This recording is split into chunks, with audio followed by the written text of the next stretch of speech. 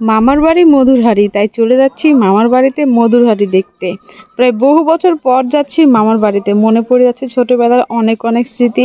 মায়ের সাথে নানির বাড়ি মামার বাড়ি যাওয়ার মনে হচ্ছে মজাটাই আলাদা, আর সেই রকমই আজকেও এরকম একটু ফিল পাচ্ছি। হ্যালো এভরিওয়ান, আসসালামু আলাইকুম। সবাই কেমন আছেন? চলে যাচ্ছি মামার বাসায়, আর এই যে একেবারে ভোরবেলা রওনা দিয়েছি আমরা। যাওয়ার কথা ছিল নাইটে, তবে নাইটের ট্রেনটা মিস করে চলে যাচ্ছি একেবারে ভোরে। প্রায় 5:30টার দিকে আমরা স্টেশনে হাজির হয়ে গেছি, কারণ আমাদের 6টার দিকে ট্রেন ছাড়বে। এটা হচ্ছে রাজশাহী রেলওয়ে স্টেশন। আর এই যে আমাদের পুচিবুড়িকে কেমন হচ্ছে সবাই একটু কমেন্টে জানিয়ে দিবেন, মাশাআল্লাহ বলতে কেউ ভুলবেন না।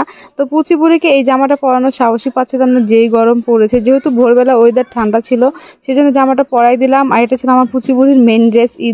আর এই ট্রেনে আমার বাচ্চাটার একেবারে ফার্স্ট টাইম তার ট্রেনে ওঠা, মাত্র 6 মাস বয়সে সেই ট্রেন জার্নি করছে। এটা ভেবেও অনেক ভালো লাগছে। 1 ঘন্টা ওয়েট করার পর 6টার জায়গায় 7টায় ট্রেন ছাড়লো। এর মধ্যে আমার বাচ্চাটা ঘুমিয়ে গেল। আমার বাচ্চাটা দেখতেই পেলো না যে ট্রেন কীভাবে চলছে বা বাইরের মুহূর্তটা। তো রাজশাহী ছেড়ে চলে গেলাম মামার বাসায়, ভোলাহাট যাব। তবে ট্রেনে করে আমরা রহনপুর পর্যন্ত যাব। আর রাস্তায় এরকম সবুজ সবুজ রাস্তা দেখতে এত বেশি ভালো লাগছিল যে কি বলবো। আর এইগুলো আগে ছোটোবেলায় খুব এনজয় করতাম। মায়ের সঙ্গে যখন যেতাম জানালা দিয়ে মাটির বাড়ি, তারপরে এরকম জমি দেখতাম, খুব ভালো লাগতো।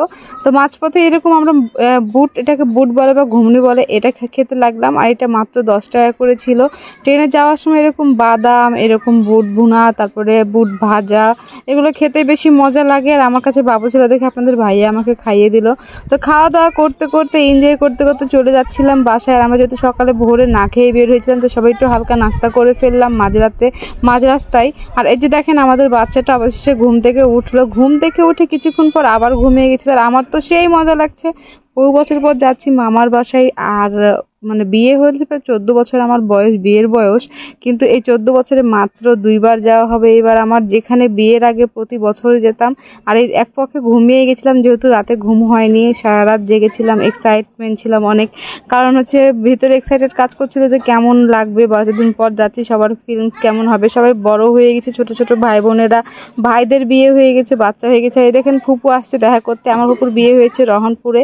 তো ট্রেন থেকে নামার পরে ফুপু আসছিল। আর দেখতে পেলাম একটা বাচ্চা হারিয়ে গেছে। আপনারা স্টেশনে অবশ্যই বাচ্চাগুলোকে সামলে রাখবেন।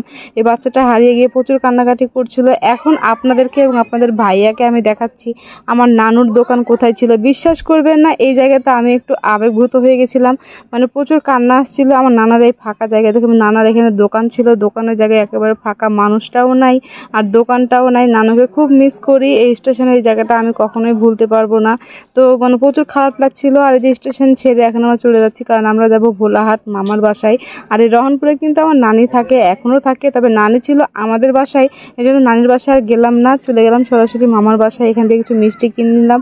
আর ট্রেন থেকে নেমে আমাদের এখন যাওয়া লাগবে অটোতে করে, তাই অটোতে উঠে পড়লাম। আর এই যে দেখতে পাচ্ছেন যে ব্রিজটা, এই ব্রিজটা কিন্তু আগে ছিল না। আগে এখানে ফেরি করে পার হওয়া লাগতো, আমরা ফেরি করে পার হতাম বাসের মধ্য দিয়ে।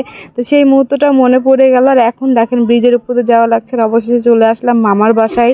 তো ভিডিওটা কেমন লাগলো অবশ্যই আপনারা কমেন্ট করে জানিয়ে দেবেন। আর মামার বাসায় অনেক অনেক ভিডিও বানাবো, অনেক ইন্টারেস্টিং বিষয় আছে। সবাই আমার আইডিটাকে ফলো দিয়ে চোখ রাখুন আমার পেজটাতে। আর দেখতেই পাচ্ছেন আমার চারিদিকে কত আমের বাগান নিয়েও খুব শীঘ্রই ভিডিও আসছে। আল্লাহ হাফেজ।